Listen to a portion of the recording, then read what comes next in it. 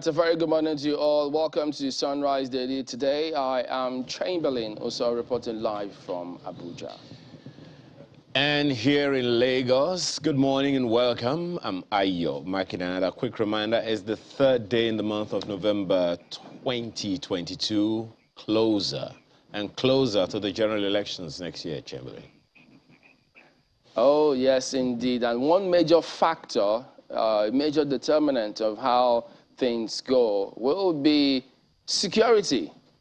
So we'll take a look at that report in a moment. Now, it turns out, in spite of all that is being said and done, there's this particular scenario that played out along Lagos-Ibadan Expressway.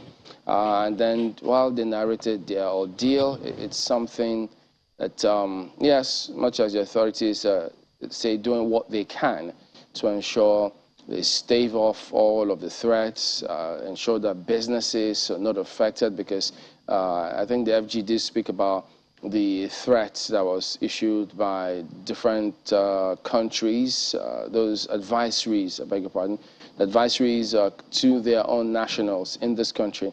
They say had some impact on the economy. But this particular one here is something that the authorities need to have a deeper look at, because there appears to be some sort of pattern in terms of how some of these things go. If you read the narratives of several people who've been kidnapped, they always tell you, the kidnappers will tell you, don't even bother reporting to the security agencies, because they thump their chest, just suggesting, alluding some sort of collaboration. And some of them tell you, well, some of those checkpoints, they look at who is in the vehicle, they pass information on, and that's why those kidnappings are specifically, they're targeted certain kind of people. And then don't forget, I remember the former Attorney General and Commissioner for Justice in Akwa Ibom said, to tell us that the state had a case, they made a case and got a judgment against some police officers who were accomplices, giving their weapons to some of those criminal elements, therefore aiding and abetting that kind of crime. So they need to have a deep look, very deeper look at their security agencies, how they do what they do. So, because if those checks and balances are there, I tell you, it will stave off a lot. Even along Lagos, along the Abuja-Kaduna Expressway, there was also that complaint that in spite of the checkpoints that you had at that point, that it was really heavy, how come all of those were happening at that time? So it's something that we need to focus on and ensure that while you and I do what you can to be a little more aware of your environment, yes, you can't withhold information. You have to volunteer information to the agencies, because, I mean, that's what we have. While they, on their part, also keep doing what they can to ensure that we all pull together and address this security challenge. Ayo. It was in the news, I think it was not too long ago, maybe just a few days ago, that there was some, students who gathered to raise funds for one of their classmates who were kidnapped along this, Lagos-Ibadan Expressway that you were talking about. And, it is scary. Now, one of the characteristics of an expressway, of the nature of Lagos-Ibadan Expressway, is that it's supposed to be speed all the way. There should be no roadblock, no stopping, no waiting, none of those things. So it is naturally unexpected that such a thing will be happening. However, we all know that major repair works are being done on that road, and consequently leaves so many people stuck on, in the traffic. The whole idea, yes, is to make the road better for people to be able to use and all of that.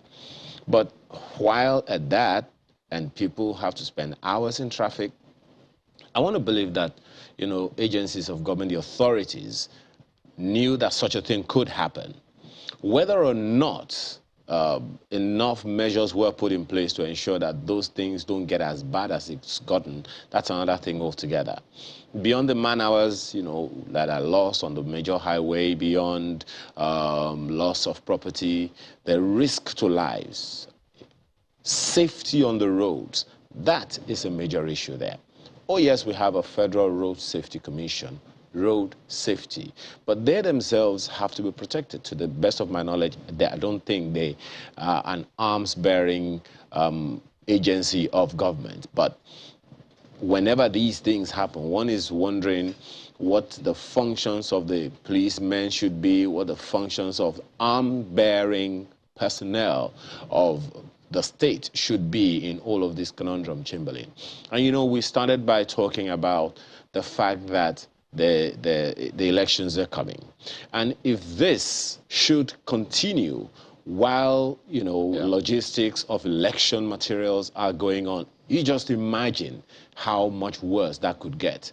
We have the promise of the Minister of Works and Housing that the roads will be delivered by the end of this year. I want to believe that that timeline is still feasible. Otherwise, I'm wondering just how people will have to bear, you know, the whole issue that they have to bear when this matter of logistics of moving election materials go on. But, you know, one of those things that one just has to pay attention to is the safety of lives and property. Chamberlain. Oh, yeah, absolutely.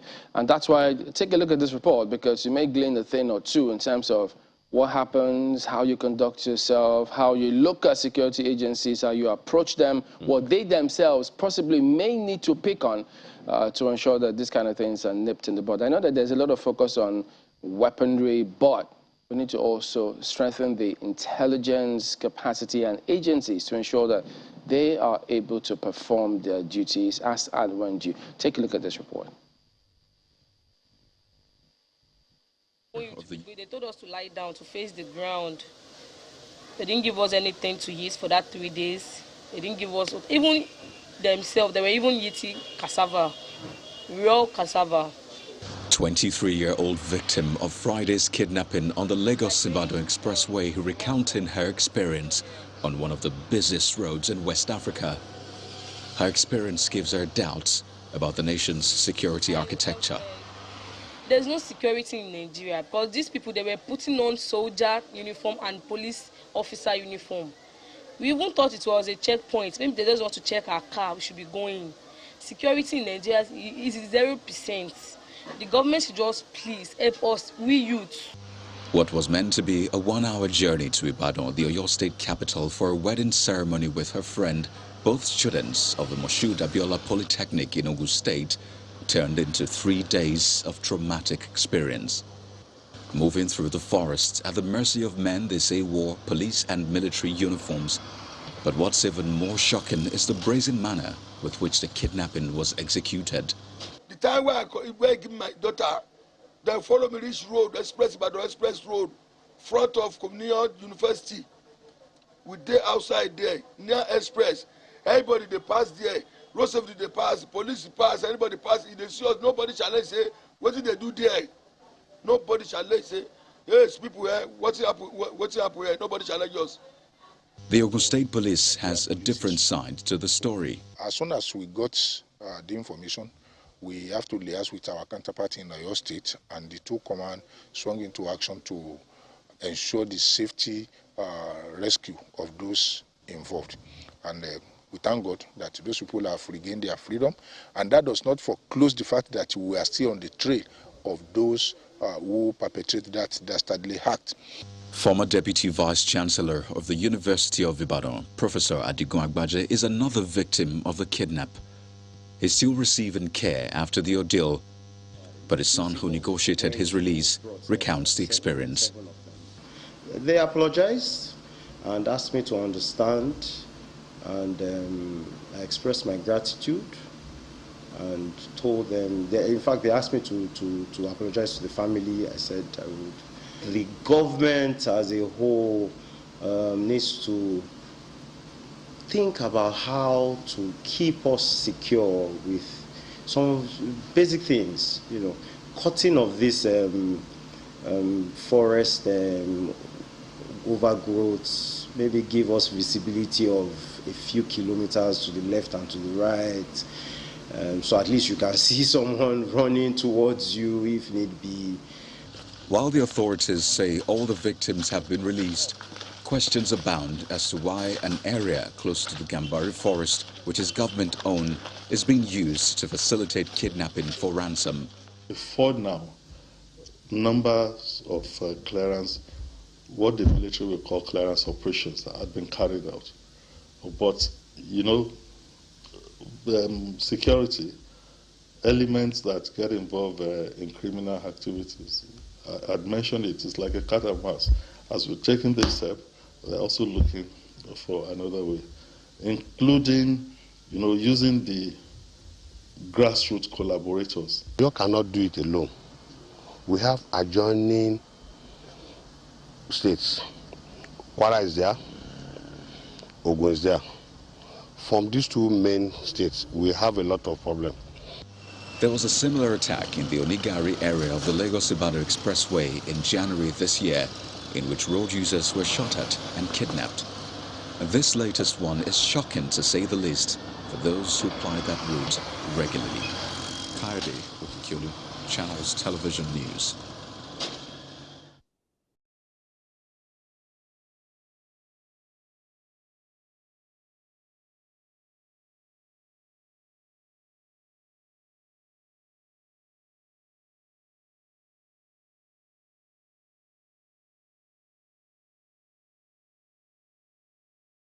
Some of the dailies. We start with Vanguard newspaper today. Buhari's ministers, others, stalling anti-graft war.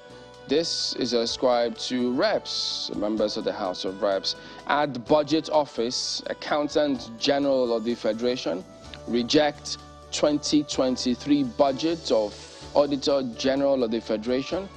Summon Finance Minister, Accountant General, DG Budget Office, Head of Service, give 7 days ultimatum for appearance. And Senate summons Finance Minister over 147 billion naira multilateral bilateral project in Power Ministry budget. So quite a lot going on about the budget here. So you may need to pay closer attention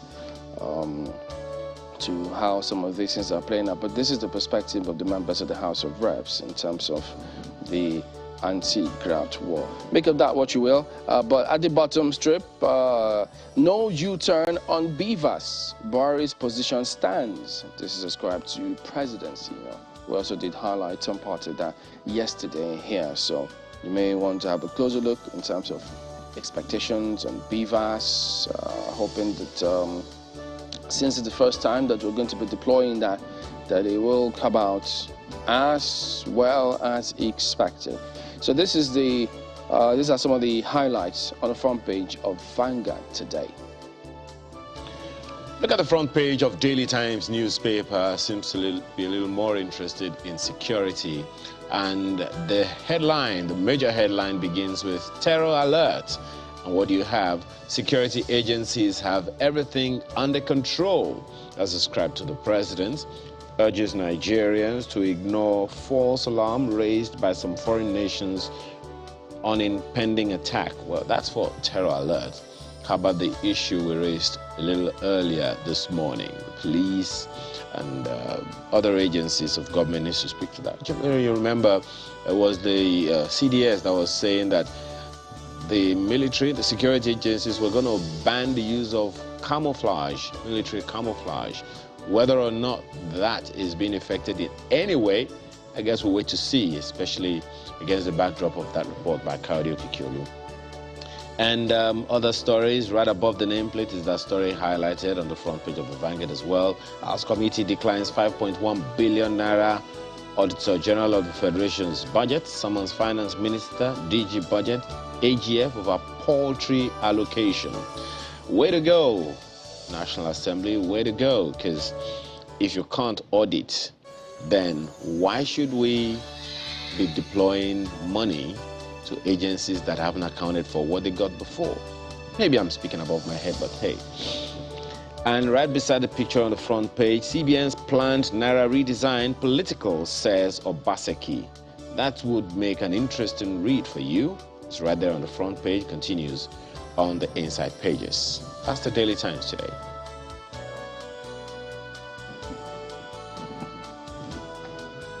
All right, take a look at New Telegraph next. 2023 court okays suit seeking to void all APC's nominations as PDP challenges legality of the Buni-led APC committee. Judge fixes November 22 for mention. Oshunguba Tribunal admits more exhibits against Adeleke INEC.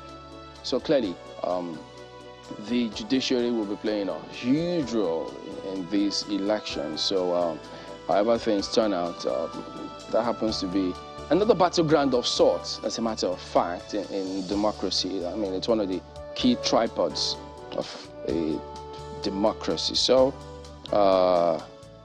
lots and lots of cases before the court, I tell you. And then look at this one at the bottom strip, also related to the elections. INEC to spend 355 billion naira in 2023 on polls. Others ascribe to the commission. Wow, this is a lot of money. This is a lot of money. 355 billion naira. And you know, it's not that as we progress, this cost will reduce, as it were. It will keep increasing year on year, I reckon. But who knows? I just might be wrong in the years ahead. It might go lower. You never know. But 355 billion naira, we cannot afford to get it wrong with the elections. As Nigeria needs $800 billion yearly for 10 years to fix infrastructure. Can we get that? And then you see FG incurs 956 billion naira outstanding liabilities on road, housing projects, as FEC approves 400 billion naira for contracts, road maintenance. So, there you go. And then they also like to study links poor sleep to glaucoma risk. So you need to note that and improve your sleeping pattern, if you will. That is New Telegraph this morning, guys. Much more sleep can you get, or how little sleep can you get? But especially with the figures that you're just mentioning, 355 billion naira, $800 billion every year. Those are sleepless night figures. Maybe.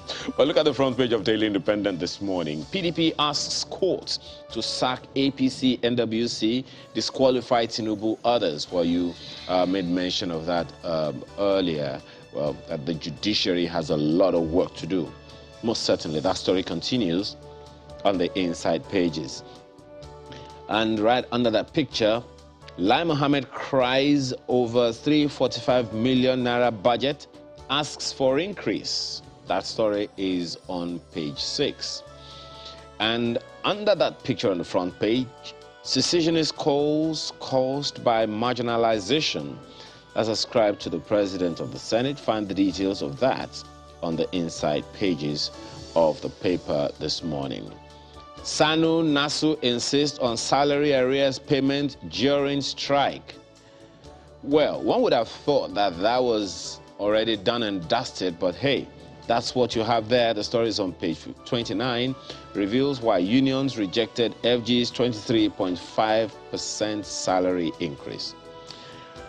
Well, that's the Daily Independent today. Okay, on to the Guardian next. Afenifere, I remain leader, says Adebanjo as Fashion returns.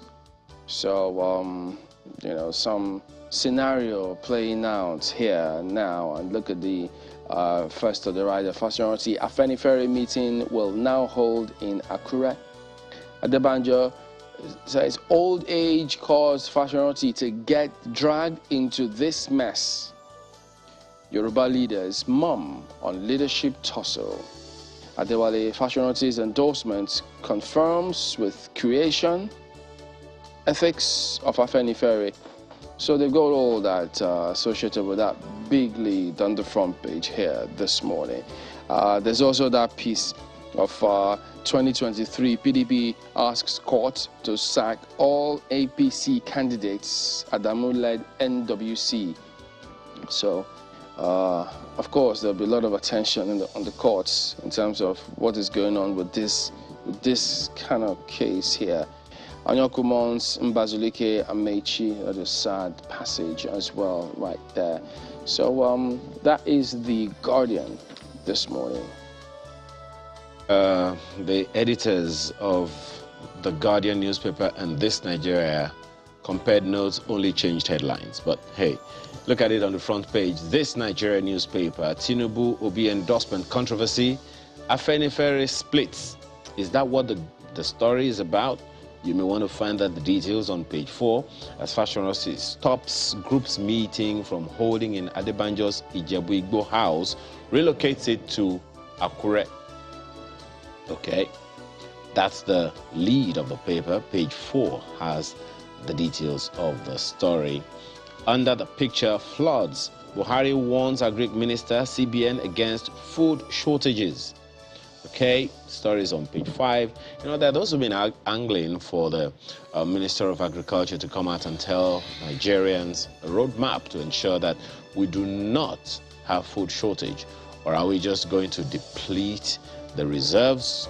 I don't know. Find the details on page 5. FEC approves 506 billion naira variation for failed East-West road. And right under that one, IMF warns Nigeria against dollarization amid naira slide. Find that story on page 15 of the paper this morning, among several others that will certainly take your fancy. That's This Nigeria today. They've got an exclusive, as they describe it. Our dialogue with IPOB, other agitators, ascribed to Peter Obi, says cumulative leadership failure cause agitations. I'm not an Igbo candidate. I'll use North to develop Nigeria. So that's point blank coming through from him there. CBN's Naira redesign triggers panic buying of grains, price hike. So still some effect there, even though the policy is yet to kick in. So you're already having this one. And then EFCC raids Kano Forex markets, arrests BDC operators. So perhaps that is connected to some cases and some scenarios going through. But speaking about elections, there's this piece on the front page here. 18 foreigners arrested for possessing voters' cards.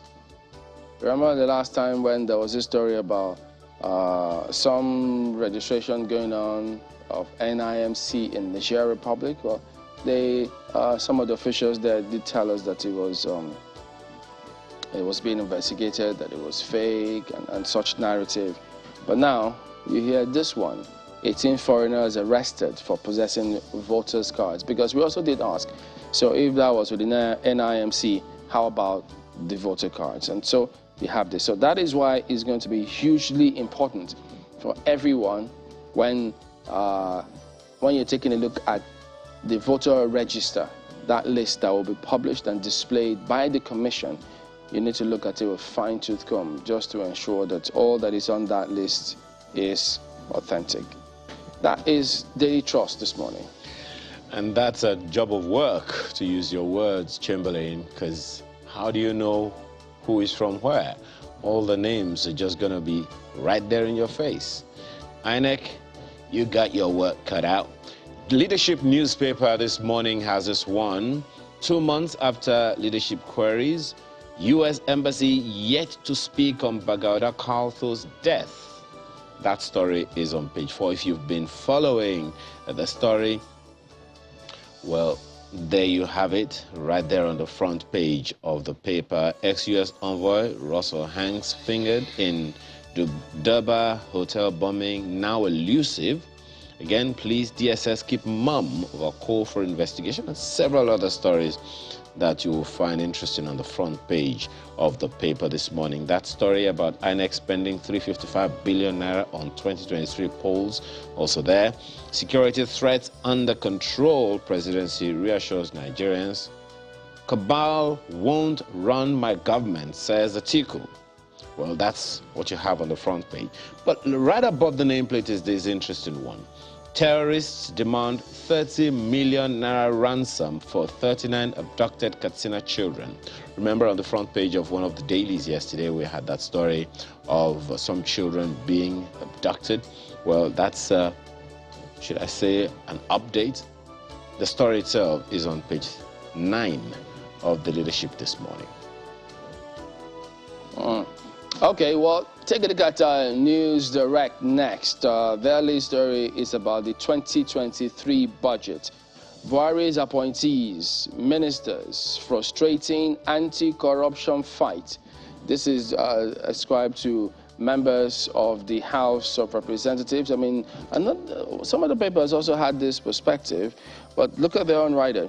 Lament poor 2023 budget allocation for Office of Auditor General. Summon Finance Minister, Acting Accountant General, DG Budget Office, Head of Service. Yeah. And then you also see give 7 days ultimatum to appear for explanation of Auditor General of the Federation's proposed budget slashing to 5.112 billion naira. Say slashing targeted at undermining Auditor General of the Federation's efforts to uncover corrupt MDAs. Well, you know, there's always a lot of focus about this Auditor General's reports, and now these allegations saying that they want to undermine the efforts of the office, their office, to uncover a lot of fraud.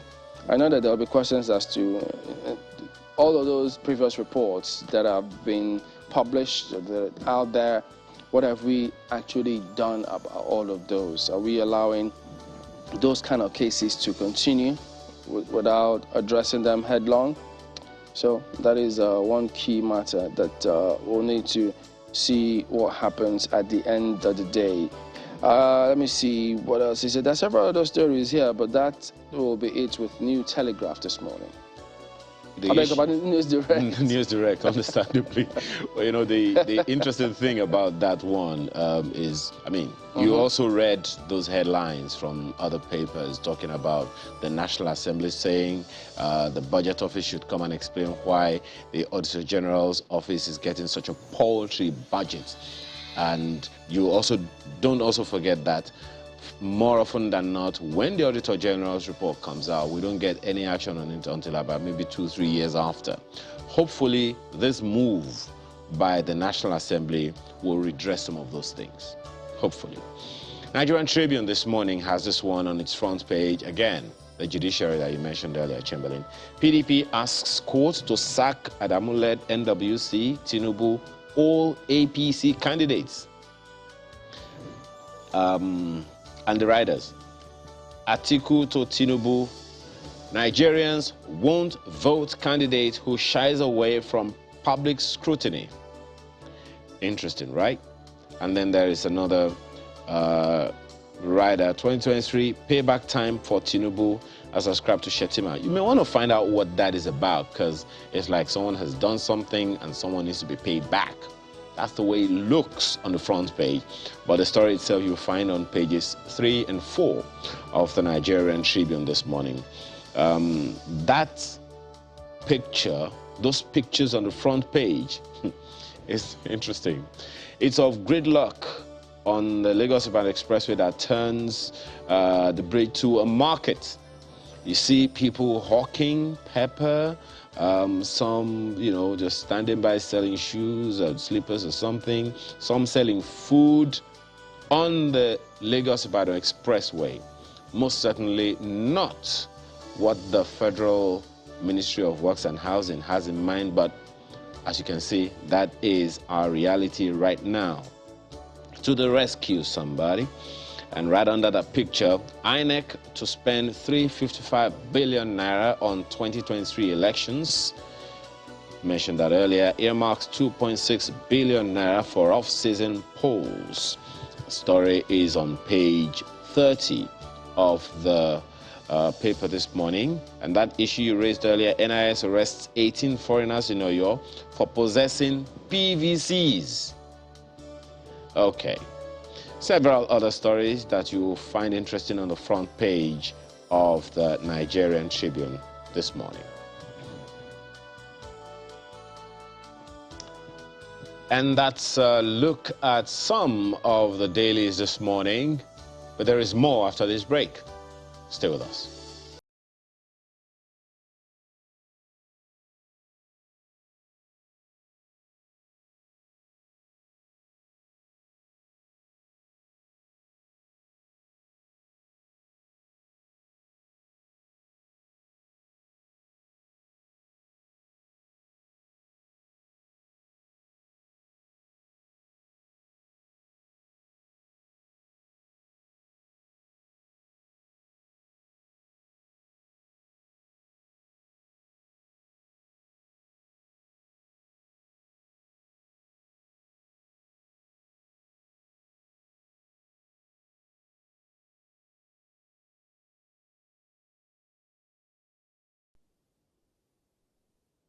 When we say Thank you for staying with us. That will be our first take this morning on the program, Sunrise Daily today.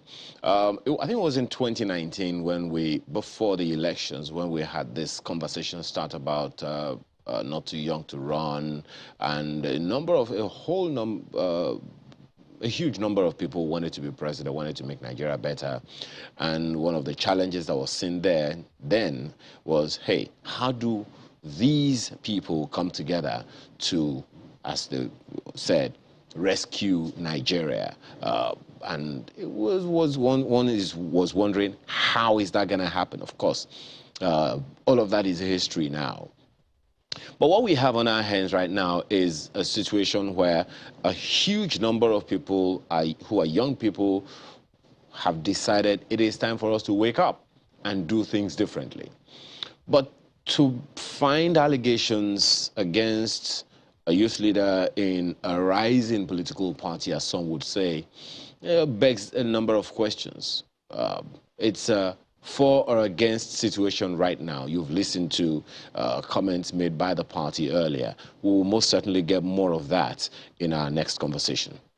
And that is with Chamberlain in Abuja. Well, yes, indeed. And so we have Iragbe Anslem, who is said to have been the suspended national youth leader, also a senatorial candidate for Labour Party in Edo State. Good morning, and thank you for joining us on the program today. Morning, sir. So what is the current situation? First of all, are you still a senatorial candidate for the Labour Party in Edo State? Oh, certainly. I am the Edo North senatorial candidate. Okay, so what is your status now? Are you still Are you still on suspension?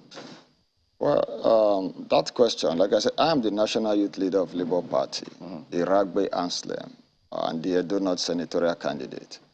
Now, the matter of suspension, again, let me say this quickly. We operate under the laws.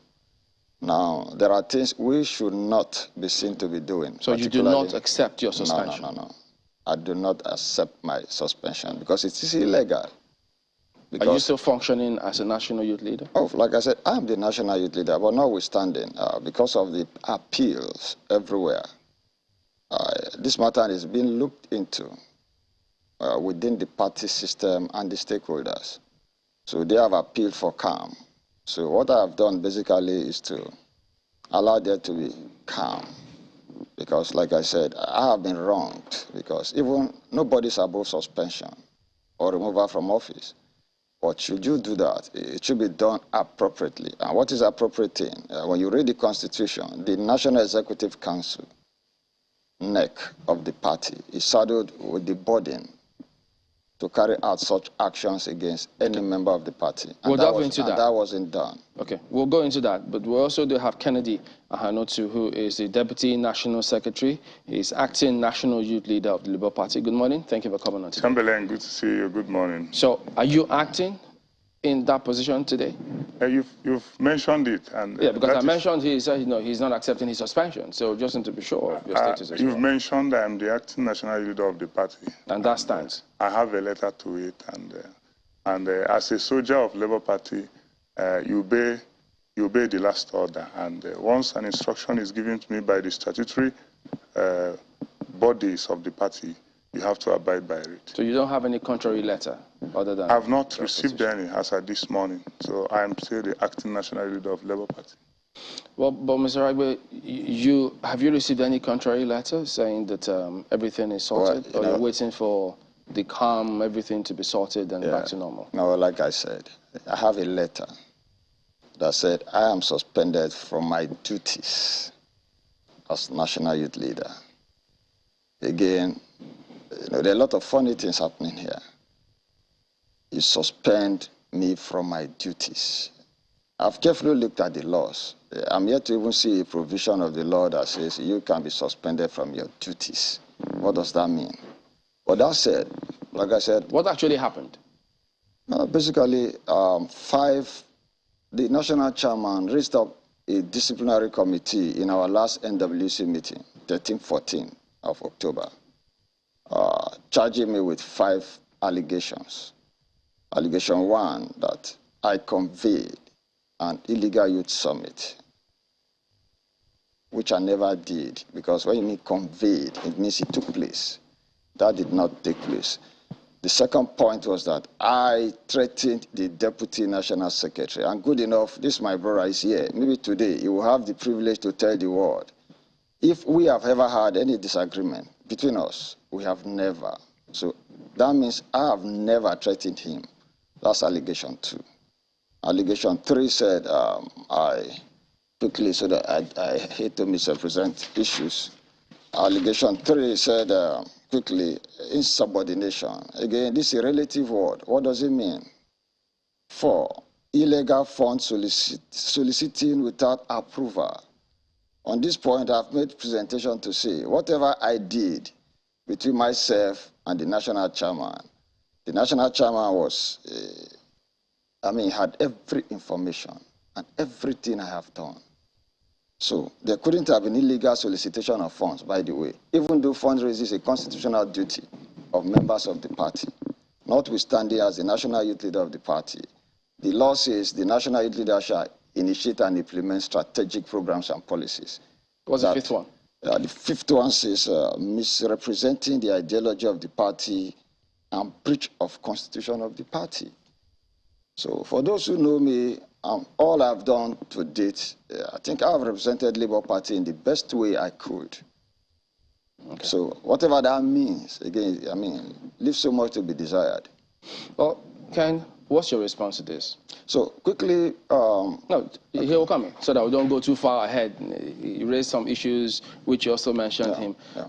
Go ahead. Well, I am a very obedient party member, and this issue is not even what I came here to discuss. And as a matter of fact, the party has an internal democracy, and that their issues are not even supposed to be pushed to the public. And but for the sake of Nigerians, I will just make 2 comments out of all what my friend Arab have said.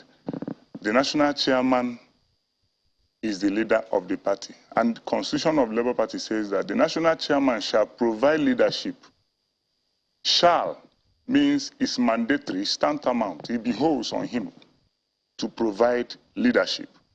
And in providing leadership, discretions, intuitions are part of his anchor machineries that he will use to provide this leadership. Because when he sees that something is going wrong, what is the best thing to do?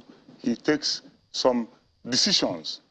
I am sorry to say this, my dear brother here and friend, we've been very close. There are some things that I won't just be saying for the public consumption. There are issues that happens even in the platform of the party that I'm not supposed to come here and say it. As a matter of fact, if I had known that I'm coming here to interface with him, I wouldn't have come, because I must play by the party principles and party roles and party obligations. The party have asked me to be acting. I was there in Nasarawa Lafia through the flag off. If he say he's still the national leader, when last did he come to the national headquarters of the party? So he has obeyed the givings of the party, and he was sent to disciplinary committee. What he should have done is appear, which he did. And the disciplinary committee had a report, and this report was tendered to the national chairman. And the national chairman, in providing leadership, decided to appoint somebody so that, you know, when somebody is being discussed, it's better he steps aside, and he's running for election, for senatorial election. He was asked to concentrate for now. He was not suspended from the party. He was asked to concentrate so that he will emerge victorious in his election. Let me tell you, office of the national youth leader is not an office you will combine with any other assignment. It's not. Because this election, especially with respect to Labour Party, this election is being driven by young Nigerians. Young Nigerians, the youth, is not a position you will combine with any other activity. It's something that you must give all to. And maybe that was why the national chairman, in his wisdom, decided to say, based on the report of the disciplinary committee, can you step aside? It's not expulsion from the party. And I wonder why my friend is making a case out of this. If you belong to any organization, you must subscribe to both the benefits and both the obligations. There are rights and obligations. Even when disciplinary actions comes, you must also abide by it. He raised a petition and even copied Mr. President Muhammadu Buhari, a petition against your party. And you put president of... Can Buhari come and tell Labour Party what to do in this instance? Can Buhari, I'm asking you, Chamberlain, can Buhari come and can national chairman, can Peter Obi go to APC and tell them what to do? With the recent passage of the Electoral Act, the political parties have a level of democracy within them. And they have a level of things that they can do within them. And you are copying an internal party affair to all these people. For what? So okay. I wish I'm not discussing this with my friends. Mr. Regbe, just a minute. Yeah. But Mr. Anoto, if your teaming supporters feel that they needed clarification on this matter, and then if they hear you say you wouldn't have discussed it, they will be a bit confused, because would you prefer they run with rumors and things like that? So it's good you shed a lot of light on this. Many people have come to the party to make these inquiries, and they were cleared, and most of them, once they were given the instances. Yeah, but you cannot compare the amount of people that come to the party compared to airwaves. But he has been saying it in the public. I think since we're in the public space now, I just found out that you have become an advocate of the illegality perpetrated against me. Let me say quickly, now, first and foremost, if this was supposed to be an internal party thing, now when the suspension letter, illegal suspension letter was issued to me, they went to the press. Who went to the press? Oh, the party? The party. The party took this. So why are you accusing him? No, I'm coming. Like I said, he has become an advocate because he has made certain statements. I want to react to those statements. Now, the party, when I received the letter, illegal suspension, I kept it, knowing full well that, well, this is an internal party thing. And two, there's a right, because first, I knew there were breaches. This is the first thing I want the world to understand.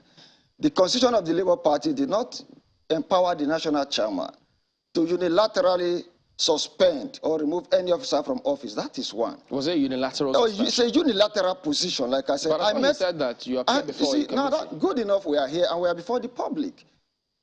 A disciplinary committee was raised, fine, in line with the laws. I made the committee, made my presentation.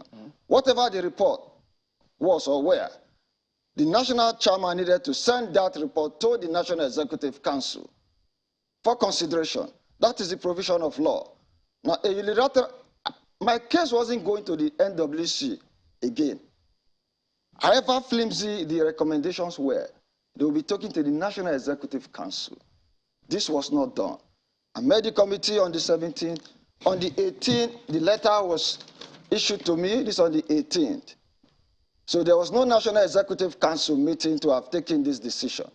And again, for this decision to be taken, two-thirds majority of vote needed to be cast in favor of whatever decision NEC needed to take. Please, I need the world to understand that, first and foremost, Labour Party, desiring to right the wrongs of administration in Nigeria, cannot begin to lead on the part of illegality. That is one. Two, this matter was taken to the public domain by the National Working Committee, the Publicity Secretary, where my friend, the Deputy National Secretary, who was in attendance in the clip you played before this program began. Three, I wrote it. Now, you see, I've heard you talk about the President of the Federal Republic of Nigeria, as if to say the President of Nigeria is like any other person. For God's sake, this is the President and the Chief Security Officer of this nation. Yeah, but he says that. I'm coming. Yeah, let me put the question in. He says this is a party issue. The letter I wrote was to the national. Just a minute. No. The letter was to the national chairman. Let me put the question in. So he says, just hold on a minute. So their question is, they don't feel that it's right for you to take a party. I've just told you that all of these. Can you let the question come in so they can get it and respond properly? Just hold on. Let the question come in so you can understand it and then respond properly. Now he says their grounds is they feel that it's not right for you to take a party matter to the president because, I mean, they wonder, in his question, will other parties bring their matters to other, because, I mean, if that were to happen in other parties, they describe it as anti-party activity. Okay, let me explain. You see, we have National Working Committee members of Labour Party who already had the mindset. Mind you, like I said, for whatever reason, the chairman already boasted and told me to my face that he will suspend me and heavens will not fall. I still want this to be on record. Now, all of this is a manifestation of that threat. 2, this letter is addressed to the National Chairman of Labour Party, Barrister Julius Abure, through the National Secretary. And I copied relevant authorities, President Federal Republic, INEC, DSS, IGPMU, that's the Inspector General of Police, EFCC, NSCTUC, relevant stakeholders needed to be aware of what is going on in the Labour Party of the illegality. Did you not write to the president? But that's what I'm saying. This is the letter. This is a letter addressed to the National Chairman of Labour Party. This is the letter, Julius Abure, through the secretary. Copy relevant authority. Like I said, let me say this. Okay, see, let's get a quick response to that. Labour Party, the National Working Committee already created a security situation. Let's do this and that in order. Yeah. Is that right when he says he didn't write to the president? But he showed it. Let's have a look at that so the public can see that. So that the public can see if the letter was not copied to President Muhammad. Why wouldn't it be copied to the president? I said this letter is to the national chairman. In response to the national secretary, and relevant authorities were copied. Okay, let him respond. Mind you, like I said, this matter came to the public for. Let him respond. You will respond. You have your time. Let it go one after the other. Go ahead, please. Chamberlain, thank you for protecting me here. He said, I want him to also bring up the letter that was written to him. It was clearly stated on that letter. The letter written to him that he was asked. Please make photocopy of this document. He was asked to step aside. Pending is in the letter he has. I don't know, maybe he didn't read that paragraph of the letter. Excuse me. Don't worry.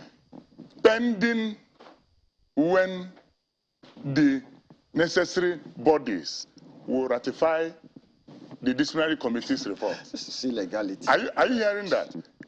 That this suspension for 6 months subsists pending when, he's trying to bring in NEC into it. But then, who is the leader of even that NEC? Who is the chairman of the NEC?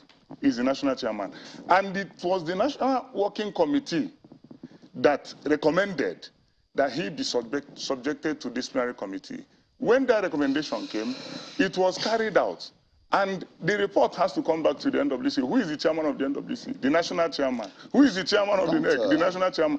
And the constitution of the party says that the national chairman shall, Federal Republic of Nigeria Constitution made it clear, shall, when shall is involved, it means that with his discretion, with his intuition, he shall provide leadership. He shall provide leadership. And he has seen the report of the disciplinary committee, and he felt that in providing that leadership, that this man be stepped aside pending when this decision of the disciplinary committee will be ratified by the body that he just mentioned. See, I don't want to argue this. I don't want the public. Mr. Ragbe, just hang on. I don't want the public to be misinformed. Mr. Ragbe, relax. I don't want to. You'll get your turn. Ragbe is far more senior to me. He gave me nothing less than 10 years. And I feel that he should understand principles of administration and management better than I do, because I'm younger than him. He has seen it all. He's an experienced man. I give it to him. But in this matter, national chairman have made, it's not personal. It was based on recommendation of both the NWC and the disciplinary committee that this man be suspended. And national chairman, in his wisdom, suspended him for 6 months, pending when these bodies that he's mentioning will not sit over it. Chamberlain, please. Like I said, good enough we are in the public domain.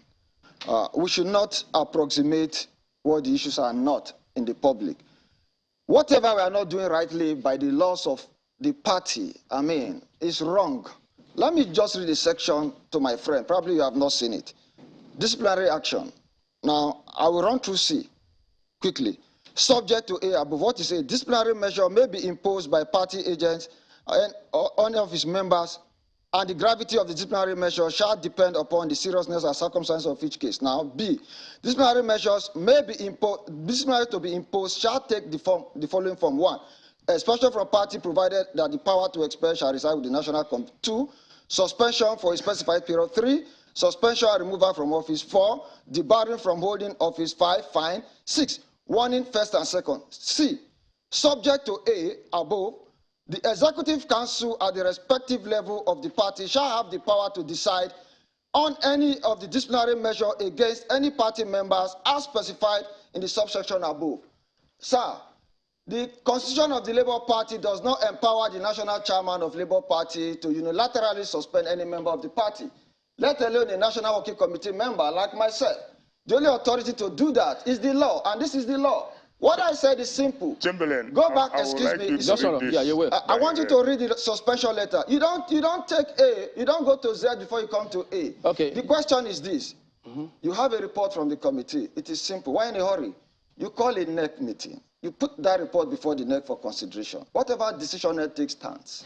Mr. Ragbe, you also spoke severally, reading the Labour Party constitution, saying that they have no powers to suspend you, and they didn't suspend for officers such as yourself in that position, that your disciplinary measure shouldn't take this form. Now let's go to that constitution which you also read in terms of Article 18, removal from office. So if you can just see that on the screen. Article 17 or 18? Well, 18 here, which is what is on the website of the National Party, is Article 18. Okay. That's what I have. Article, that's the old constitution. Just hold on a minute. That's the old constitution. That's special. This is 2019 constitution of the party. Okay, Article 18 talks about special advisors, special and personal. Article 17. So what does the suspension say? Suspension. In terms of suspending officers. Yeah, I'm reading 2 sections for you. I've just read one. The first section has to do with if you must carry out. Now, disciplinary committee can only make 6 recommendations in the Labour Party constitution. Okay. Now, under Article 19, 19.2 is disciplinary action. Now, 19.2A and B, C, D. Now, B contains the recommendations. There are only 6 of them. C talks about the procedure. Now, the procedure on C says you cannot take any of these recommendations. You cannot implement any of this without the Executive Council of the party. Mr. So this is the contention. Is that right? Chamberlain. This is the position of just hold on. Let him last I would have loved you read. No, this is the constitution. No. I don't have to. Let me see that. Constitution. Show him the areas you read. Let him read the things you read yourself. I will go back to again, he talked about warning. Ask Eragbe if the NWC have never demanded an apology from him before. For God's sake. Ask him. Go on. Okay. Go on. I just want you to ask him first before I continue. Ask him if the NWC.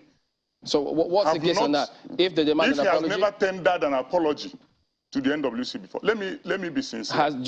Has it apologized to the NWC? This is not the first time. For him to be sent to the disciplinary committee, Eragbe had been asked to... Mr. just hold on. I don't want you to... He didn't interrupt you when you were speaking. So let him speak as well, because you give people the impression that this is how you conduct yourself with the party. It's okay. Go ahead, please. I'm not happy I'm discussing this, like I said. Oh, it's already here, so just go on with it. We have venomous assignment on our shoulder right now, mobilizing Nigerians. But from all the things he read out, if you can help him in reading it, you saw that the national chairman in providing leadership. Somebody, please, read 17 it's like the Senate president. For example, when all the senators are elected and we have a Senate president, and the Senate president decides on what happened on a senator, It's as simple as that.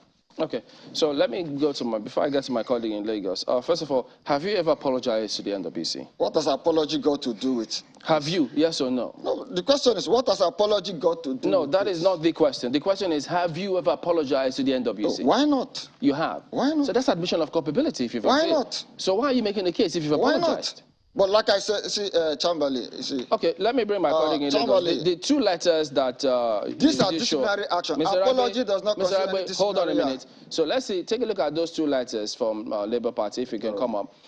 The one to Office of the National Youth Leader, and then the one letter of suspension from your duties as the National Youth Leader of the Labour Party. So both letters are here, so you can take a look at them and it comes up on the screen. But my colleague Ayo has got questions for you, gentlemen. Ayo, go ahead. Chamberlain, listening to the gentleman there, it seems like we most certainly have a lot of work on our hands. But let me come to the, well, you said you have rejected your suspension, Mr. Iragbe, but that's what at least the letter reads.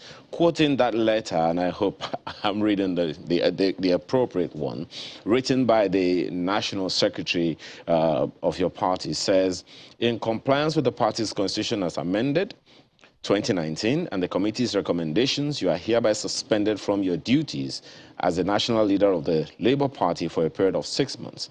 Before that, that letter says the National Working Committee says you may wish to recall that on the 14th of October, that's it right there, 2022, the National Working Committee of the party met and has, among other matters, deliberated on the allegations of misconduct labeled against you as the national leader of the Labour Party.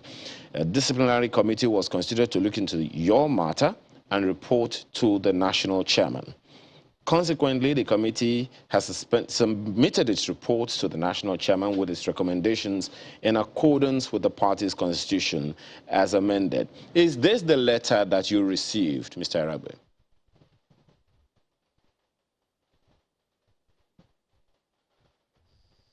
That is the letter I received. Okay. Now, what are, in your opinion, the allegations against you? Are they correct? Well, there are 5 allegations were raised against me, and I made documentary submission good enough for those 5 allegations. No, what were those allegations? Let's just begin with the allegations. Let's just begin with the allegations straight up, and I'm sure you, at least you have an idea of what they are offhand. Yeah, okay, please help me with the, quickly. Allegation 1 said, because something very interesting will happen at the end of the 5 of them. Now, convening illegal and unapproved youth summit. Now, first and foremost, just read one. Just read them one after the other. We'll speak to them as we go on. Yeah, allegation 1. This is the allegation 1. Convening illegal and unapproved youth summit. 2. Threatening of Deputy National Secretary. 3. Insubordination. 4. Illegal fund soliciting without approval. 5. Misrepresenting the ideology of the party and breach of constitution of the party. Now, so these are the 5 allegations. Okay, now, part of what was also said at that press conference that we played, part of what was said at that press conference was that you forged the signature of the national chairman and a number of other infractions labeled against you. Is that correct? It's not correct. Again, that item was not part of the 5 allegations I just read out. All right, fine. So where did that come item from? number 4 that you quoted the other time, did you do that? Item number 4, illegal funds soliciting without approval. Is that one? Yes, that's item number 4. Now, when it comes to soliciting, it's not correct. Again, that is not correct. Because like, so now what happened? So what happened here. then? What happened in that This is a letter here. This is the particular letter that has to do with the fundraising, addressed to the national chairman of Labour Party, Barrister Julius Abure, on the policy statement of the National Youth Leader, strategic policy, to seek funding to prosecute Labour Party's activity and our presidential campaigns 2023. Now, this is about 10 billion naira. Now, this letter, the original copy of this letter is with the national chairman, Barrister Julius Aburi. Now, everywhere I place this letter, Barrister Julius Aburi is aware, and I have secured this funding to the tune of 10 billion naira to prosecute this project. And the national chairman is aware. So how now, illegal when you can say, a letter and when you say aware, consent Mr. and knowledge of the just chairman just 1 second. You said he is aware. Was it approved before you initiated action? It's approved. Oh, Do you have a letter to the effect of its approval? Thank you. Oh, of course. No letter, but if you want us to go beyond that, we can prove it to you that the national chairman is part and parcel, 100% of all of these arrangements, which are initiated. Perhaps the issue here, Mr. Eragbe, is proof.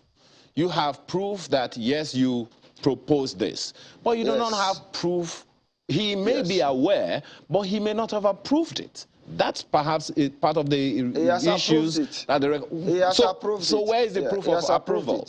Do you have a proof of approval? All he needed to do was to communicate. I have the proof. Maybe if you want us to go there, not now. Okay. But like I'm telling you, if you call the national chairman, he will tell you that he is aware of everything the national youth leader did. Again, Mr. Eragbe, there is awareness and then there is approval. Just a second. I'm coming. We'll take a short break now. This conversation will continue when we return from this break. Please stay with us.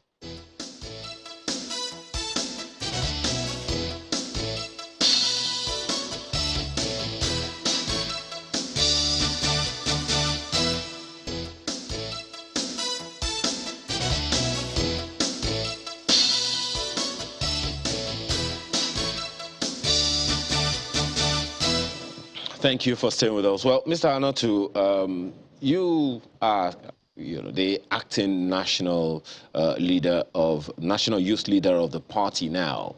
Now, you also hinted at the fact that there are some processes that will continue going forward.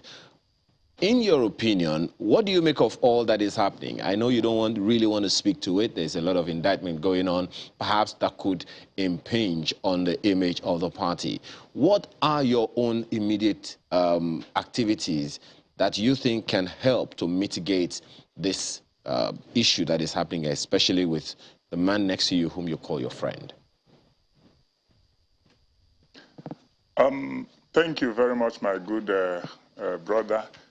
Like I said, this issue is totally an internal party affairs, and I was not even briefed that I'm coming to sit on this panel with Eragbe Anselm.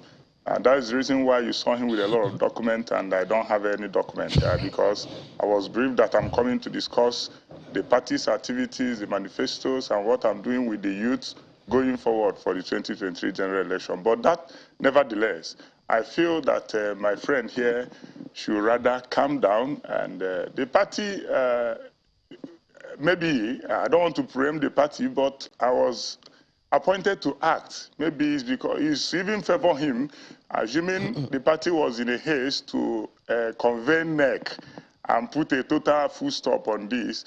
Maybe it will even work against him, even against his senatorial ambition.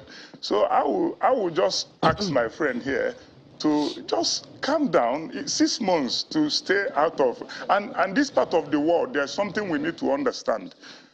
Every opportunity you have to lead, don't think it's in perpetuity.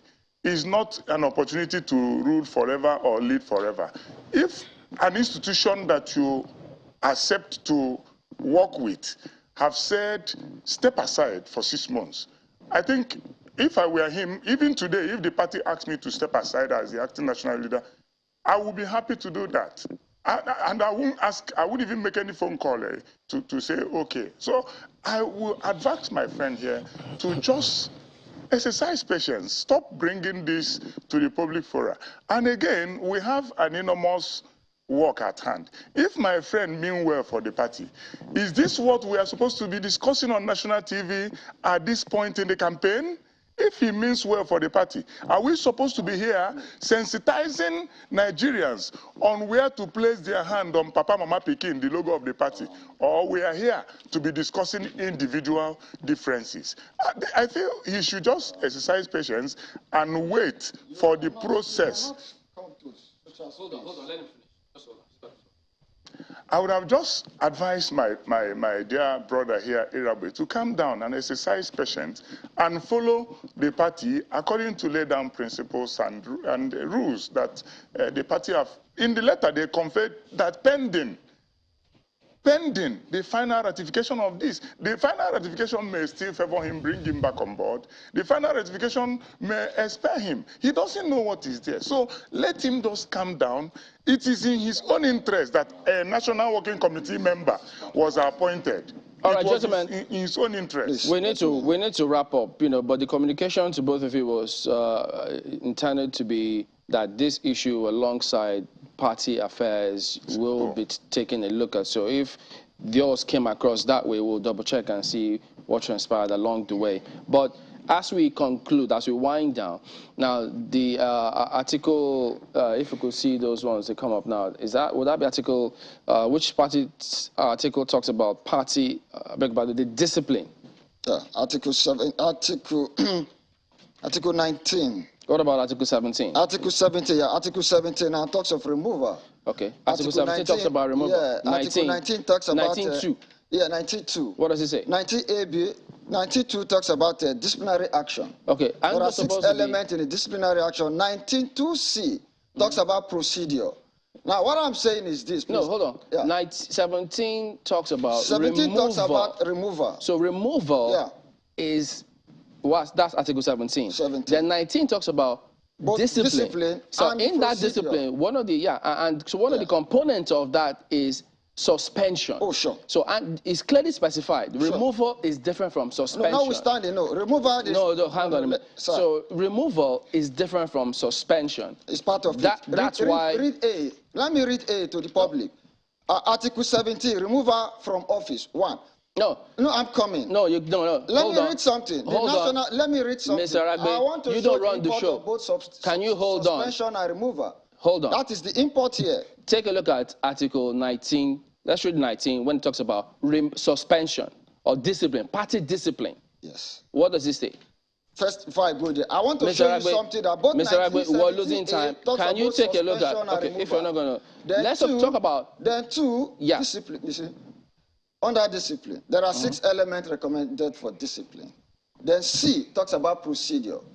And this is what I want everybody to understand. Well, what people can see there talks about party discipline. Yeah, and in party discipline, it talks about suspension. And if they can, he said anyone can be suspended. The measure of the suspension Nobody's above suspension. There. Nobody. So, but there's a procedure. C. As we conclude subject to A above. The Executive Council at the respective level of the party shall have the power to decide on any of the disciplinary measures against any party member as specified in the subsection above, A and B. But the problem now is you have gone ahead. There is an aberration. In spite of all this that you highlight, the documents you bring, he also said that you have gone on to apologize to the NWC. Not on this matter. You left... Not on this matter. Can you let the questions come in? You left out that component, and he had to bring it up. So if you've gone ahead and apologized to the party, he says on the same matter, what is the point of all this contention? Sir, let me see. Let's put... What did you apologize on if it was not on this matter? Like I said, not on this matter, for God's sake. On what? Now, let me even raise that matter. What did you apologize about? What I apologized about? Yes. Again, I was wrongly accused. Then, but... Is that not the same matter? Not this matter. What was it about? This matter had to do with the initial onset of the website. At the onset, the National Secretary, on the instruction of National Chairman, accused me that my activities were tantamount to scam. Is that what you apologized about? That was sometimes in June or July. Mr. Ragbe, what did you apologize about? I've just told you that issue. And I replied to that matter, right. and they said I should apologize. Philip, your final thoughts. What was? So for that, this matter, Mr. Ragbe, just hold on. let me say. No, you don't run the show, please. Okay. We need to go. Go ahead. Thank you, Chamberlain, for giving me the opportunity once again. I'm not supposed to be talking too much. I'm just using this opportunity to thank Nigerian youths for all their belief and support to the Labour Party, and I wish to invite them to join me. Let's continue the conversation. Let's continue to push forward. It's not about an individual. It's about taking back Nigeria come 2023. Thank you so much. Well, gentlemen, we need to go. Ragbe Anselm is the senatorial candidate for the Labour Party for Edo State. That is still on. But he is also the suspended National Youth Leader. And then Kennedy Hanoto is the Deputy National Secretary and the acting National Youth Leader of the Labour Party. Gentlemen, thank you both for coming on, and all the best. Thank you so much. We will be back in just a moment. Please join us again.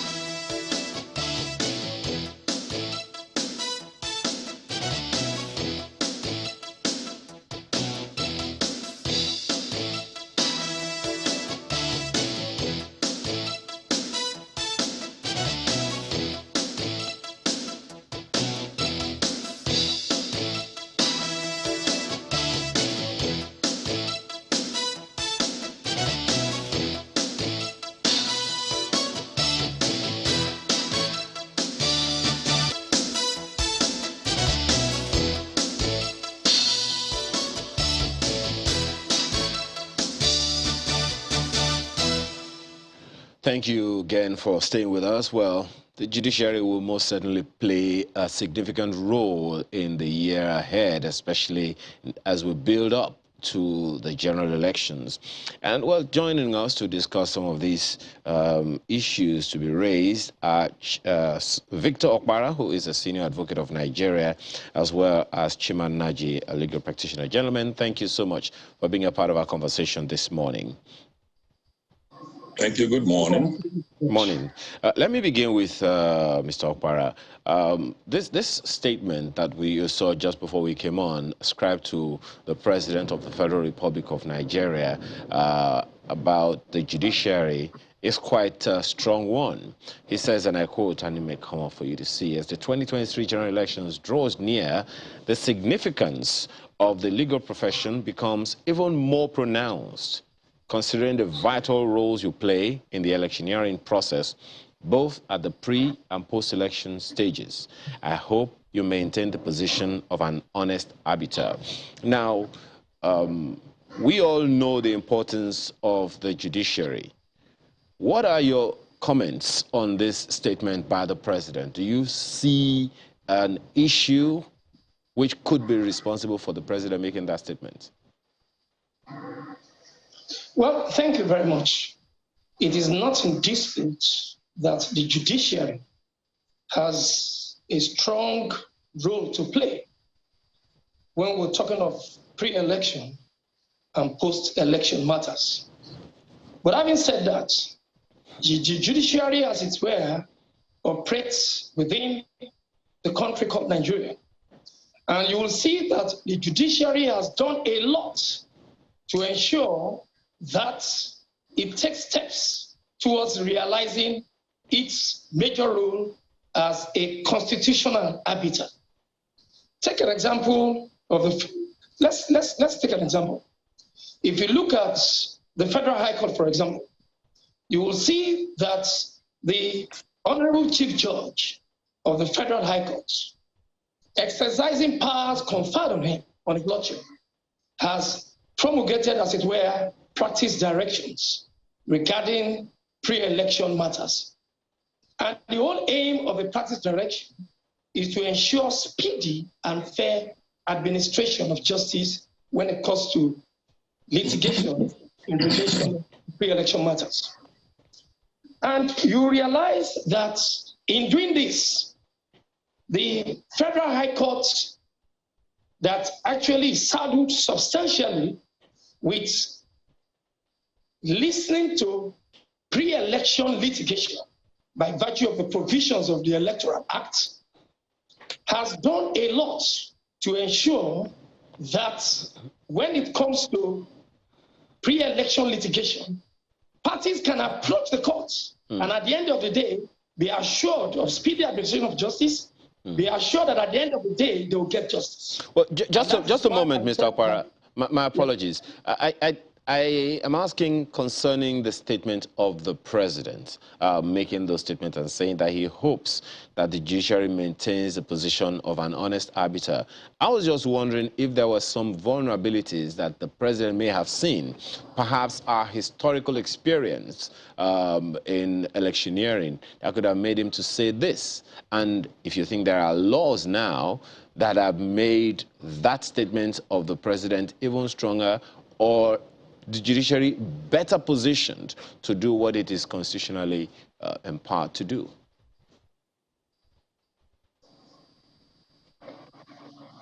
That's for you, Mr. Okpara. Pardon me, I didn't. Can you hear me now? Yes, I can hear you now. Okay. I said the question was around the president's statement that we showed you earlier on the screen, that the position, the expectations of the constitution of the country is very, very high. So I'm wondering if the constitution is clear what the function of the judiciary is. Why make that statement? Were there vulnerabilities? Were there things that could have made the judiciary vulnerable or perhaps culpable, some people might say, before now, that going forward towards the 2023 general elections, those things the judiciary will step ahead of? Well, thank you. Well, thank you so much. Going forward, I wouldn't know what's operating in the president's mind when he made that statement, but I can tell you for sure that the judiciary itself is not a perfect organ of government. And that is why there are inbuilt self-cleansing mechanisms to correct any mistake that the judiciary makes. If, for example, you have a pre-election matter that has to do with, let's say, National Assembly elections, there's a filtration process that terminates at the Court of Appeal. And if it's a gubernatorial pre-election matter, there's a filtration process that terminates at the Supreme Court. So basically, on those tiers of those self-cleansing tiers, you'll find a situation where at least the judiciary will be up to task and ensure that at the end of the day, it delivers even-handed justice. Of course, we cannot feign ignorance of the fact that at times, there have been situations where a judgment that people expect to go this way has gone that way. But of course, that is not how the judiciary works. It's a question of what evidence you have brought before the courts. It's a question of how you prove your case. It's a question of what before the courts. And at the end of the day, you can travel all that length, and at the end of the day, when it gets to the final court, which is the Supreme Court Court renders a decision, and that stands binding. Well, it doesn't mean that the decision given by the Supreme Court is, I mean, the Supreme Court cannot play God, but of course, that is the final decision of the court, and we need to be bound by it. Okay. Well, now that you mentioned the Supreme Court, let me go to Mr. Naji. Part of the comments ascribed to the CJN recently is, look, there are some cases that shouldn't go as far as the Supreme Court. Let me see if I can quote him as well in his own comments, concerning what the judiciary ought to do. There are many matters that should not find their way to the Supreme Court in 2022. Many are indeed domestic matters of the political parties. Why bring that to the court for us to adjudicate when your constitution, that's the party constitution, has shown you the way? Follow the way, Justice Ariwala has said. Mr. Naji, what's your take on it? Is there anything within our laws now that makes that something that is feasible?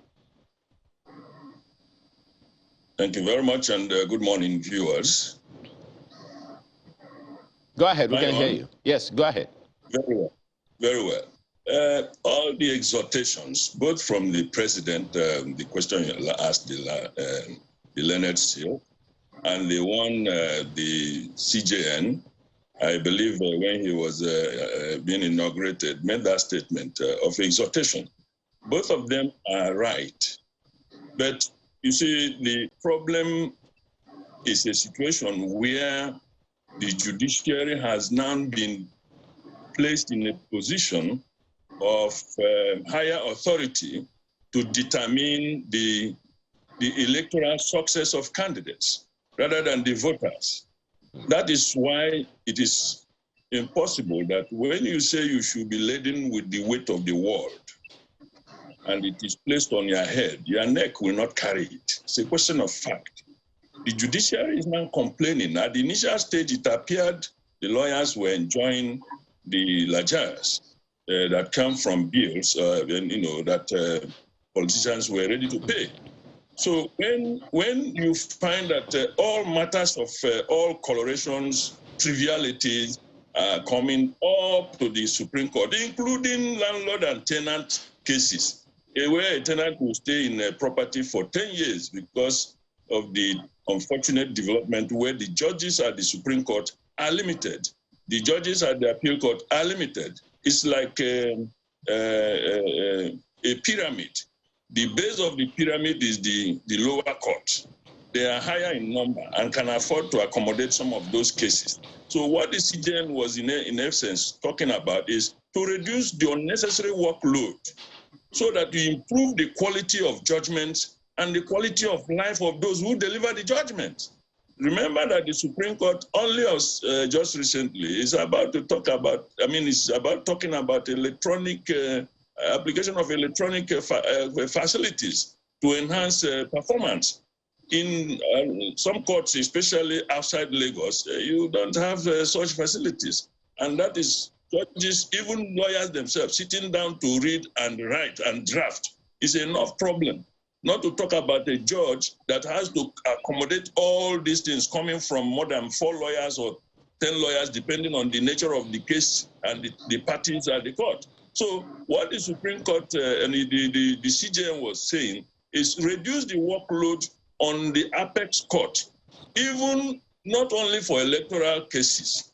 I, of course, and many other well-meaning lawyers have been saying that Supreme Court should no longer hear cases of landlord and tenant, just such local cases that can stop even at the Court of Appeal of the division in that particular area or zone.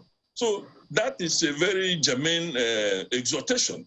But are we going to be able to see a development so soon where such discipline can be implemented? Because it appears there are certain economic benefits by some of those people who want to perpetrate it. Well, Mr. Naji, to perhaps further take what you just said a little further, one of the things I also ascribe to the CJN is that, look, he said politicians should stay politicians. The same way you are saying that landlord cases and tenant cases should remain where they ought to be. Politicians should be politicians, let the judiciary be the judiciary. But then we have lawyers in political parties. We have election cases that have to go to the courts and all of that. So some of the issues within the judiciary cannot be far from the practitioners within the judiciary. Do you see mechanisms strong enough to ensure that practitioners within the industry, within the judiciary, play by the book, both the Constitution and the laws that govern elections, as well as perhaps the parties' constitutions themselves? My dear, the truth of the matter is that you cannot change Nigerian politicians. The Nigerian politician is a special breed. Special in the sense that the circumstance in which he operates, he or she, seem to engender certain characteristics that are novel to the art and practice of politics. One, integrity is a very rare commodity. You may have had a good pastor keeping the shepherd. Once he says, I am now joining into politics, he is baptized in the spirit of lying and all chicaneries and shenanigans. He's the same man, but he has changed. So if you say, in psychology, they say, if you can't change the person, change his circumstance and situation. When the police officer or commissioner says, armed robbers, be warned, leave my state, I have just been posted, he's just playing to the gallery. In the same manner, it is not possible for the CJN to caution politicians and expect results. except that he had to say what he needed to have said. At least somebody must say something. Politicians will not listen to you because their interest is at stake. But some of these politicians, Mr. Naji, are lawyers who ought to know better, who know the Constitution and the law.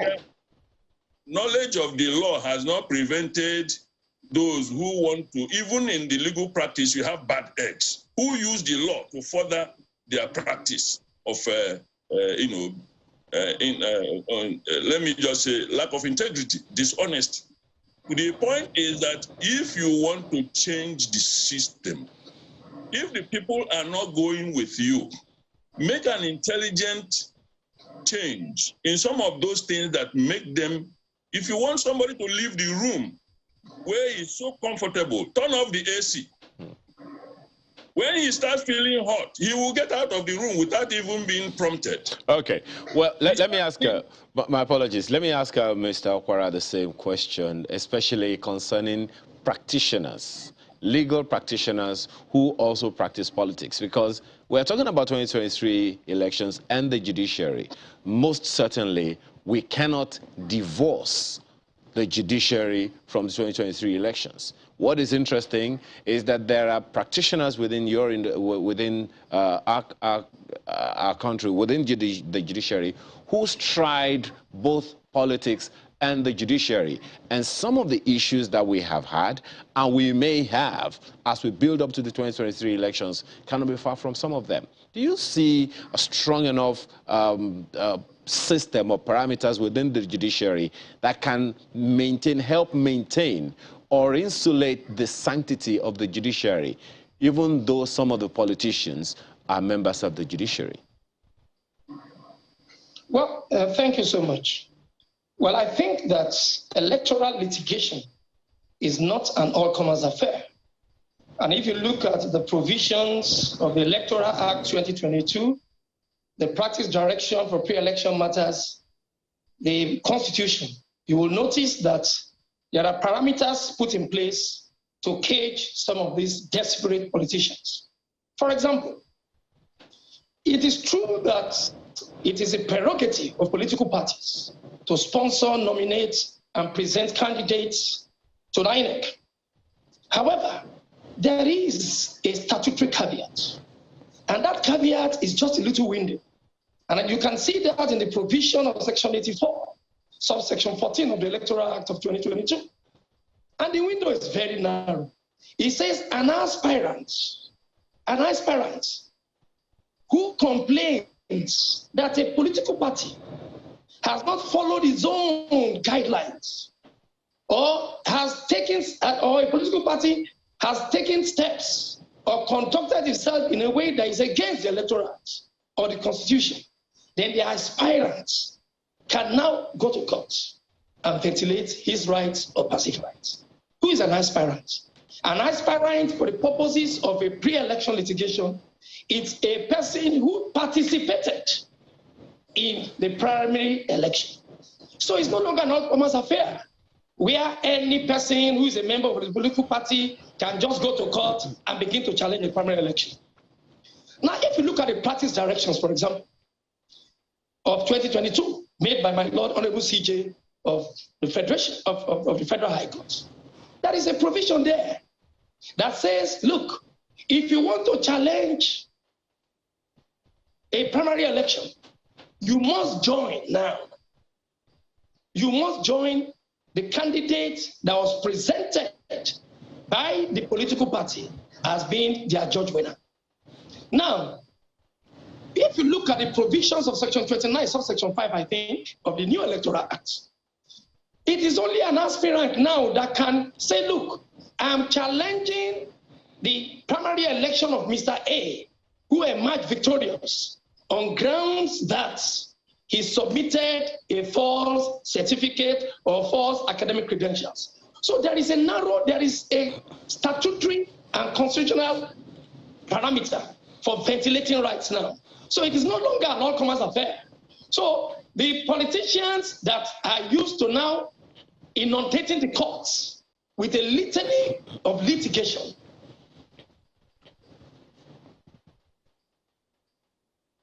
Oh dear, I'm pretty sure that we're going to get Mr. Okpara back. Okay. Go ahead, please. Go ahead. Oh dear. And that sufficient interest is limited to where you are an aspirant in the particular election you seek to set aside, or you seek the judiciary to review. So and there are so many other provisions of the Electoral Act of 2022 that are in place now to checkmate some of all these activities of politicians. But of course, having said that, we are human, and it may not be perfect, and these particular constitutional and statutory parameters to actually curtail some of the excesses of these politicians may not take us to the promised land today. But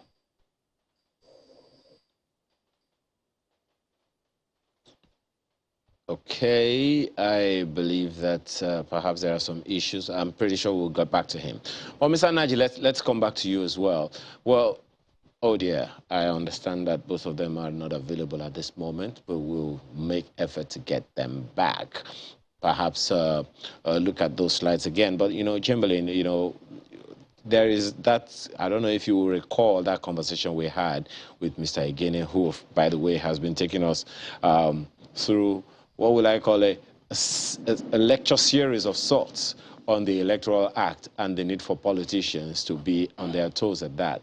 But I'm not sure how to even begin to tell, you know, maybe the lawyers who are politicians, whether or not there is a need for them to really get into the throes of it. I hope we'll be able to get the gentleman back, Chamberlain.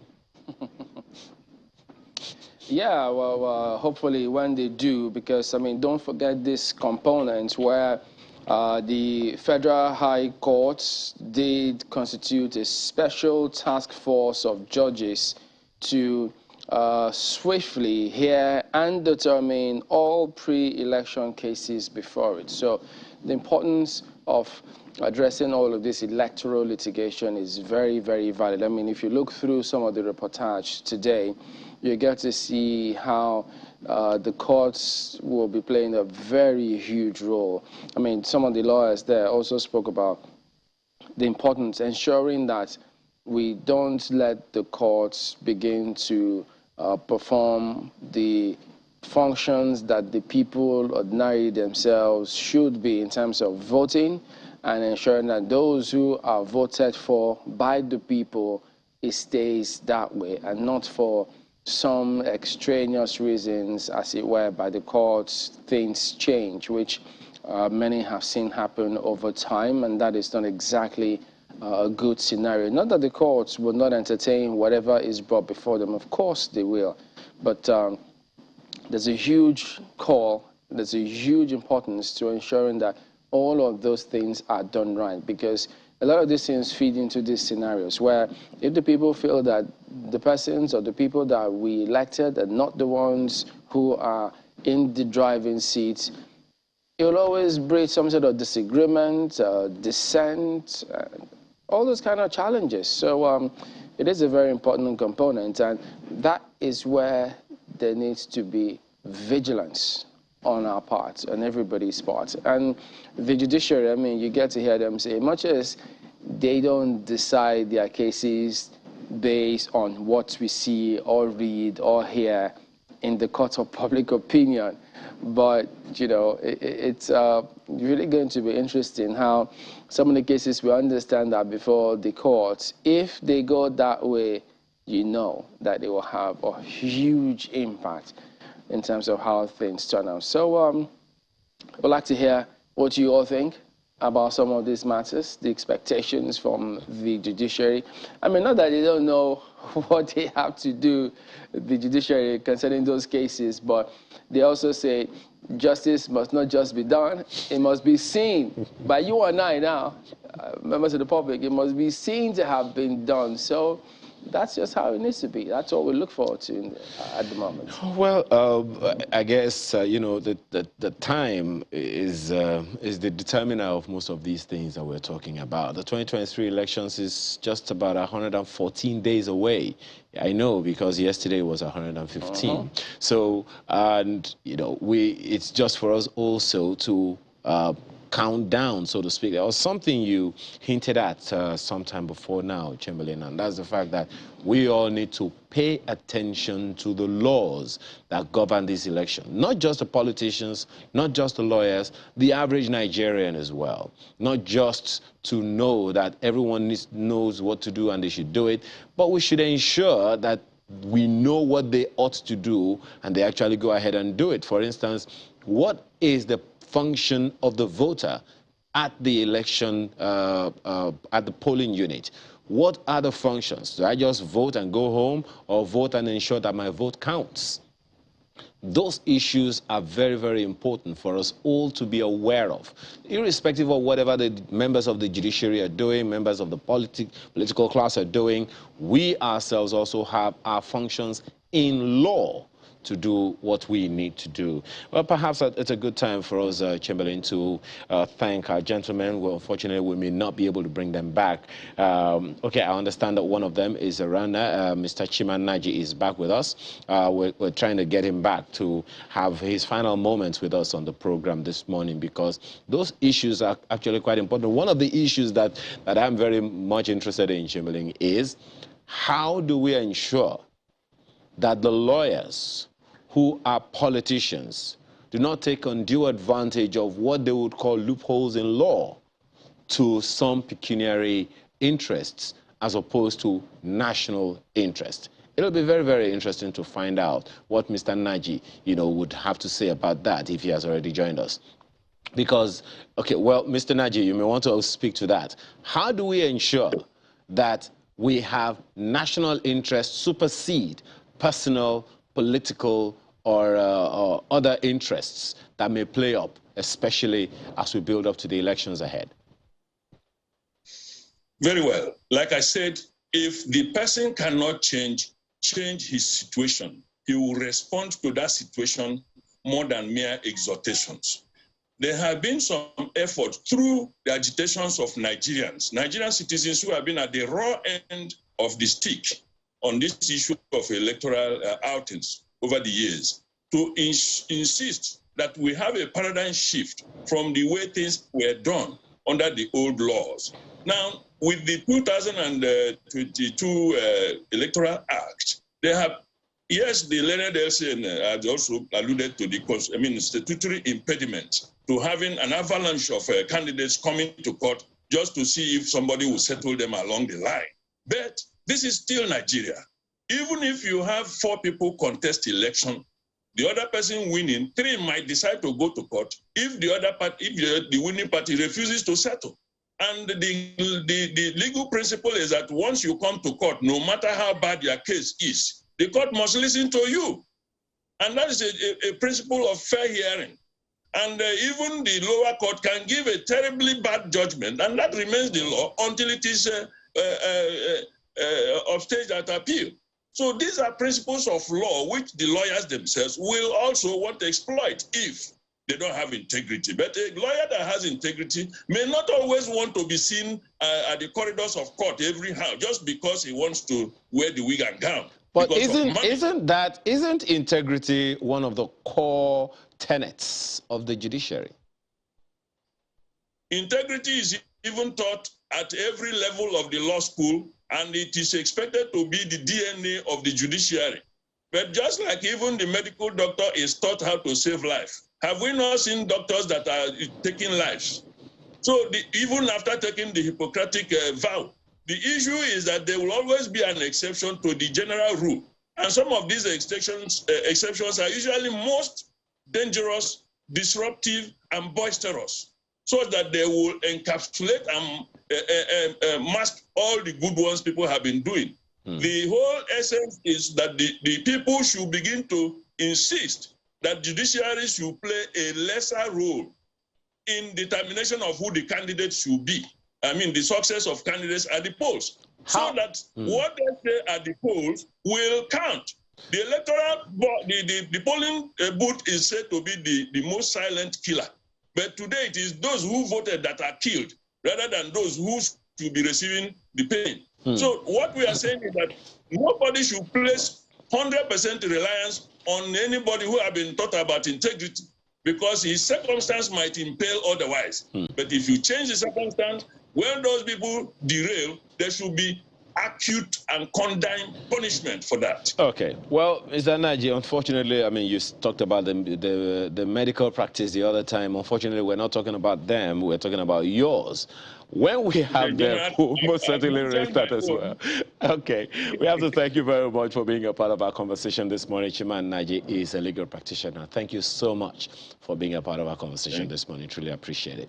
We have also had with us Victor Okpara, Senior Advocate of Nigeria. Unfortunately, we're unable to have him back. Well, on that, Henry, I want to know one of the conversations, one of the feedback that we've gotten. This one is from Henry, who says that word, technicality, has continued to bring the judiciary to disrepute, no matter what. Why do we have an electoral umpire whose expert testimony means nothing? The people will always dispute court judgments as long as such run contrary to the choices they made at the polls, and another is imposed on them. The judiciary can save itself by being true ministers at the temple of justice and activists for a better, saner society rather than hiding under technicalities to endorse impunity. That's from Henry Awonono. Chamberlain. Well, this one is from Professor Enaina. He says, Labour Party. Economic prosperity can't be enthroned in an atmosphere of chaos and political impasse. Its political elites must concentrate in winning the elections and come out with implementable policies to forestall profane economic poverty in the country. Still on the elections, 2023 elections, Festus Akimboyewa has this to say. As we are approaching the 2023 election, our judiciary must not be compromised, because a compromised judiciary is more dangerous to democracy than military coups. Our judiciary must ensure that the rule of law is respected to the letter. All right, and the last one here from Henry Okeke, who says, over the years, Nigeria has produced the best justices in Africa, and there are more exceptional justices still in the line of duty. The more independent the judiciary is allowed to operate, the better for the nation. The circumstances that makes the judiciary vulnerable to temptations from politicians must be completely addressed. So there you go, everyone. That is the show today. We thank you all for watching. What a session it's been. We appreciate your messages. We'll see you again here tomorrow. I am Chamberlain Uso. Have a very good day. Most certainly a lot to grapple with when the judiciary is concerned. The coming days will tell more. I'm Ayo Makinde. Have a wonderful rest of your day.